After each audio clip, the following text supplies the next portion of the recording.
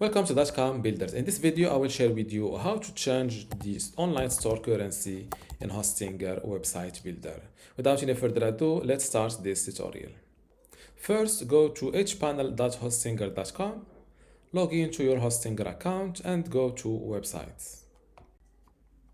Now, next to your website, click on a Manage Store button.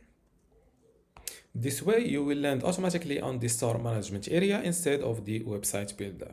Now to change your store currency, just click on settings and make sure you are in the store details.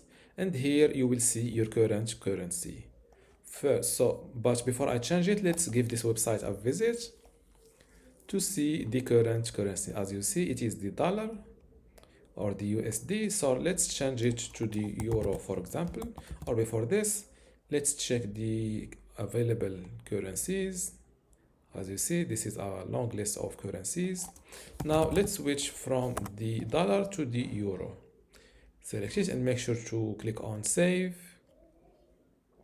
update, save it. Now let's refresh this page, and as you see, now the prices are showing in euro. And this is how to change your online store currency in Hostinger website builder. If you still have a question, leave it in the comments below, and don't forget to give this video a like. Thank you.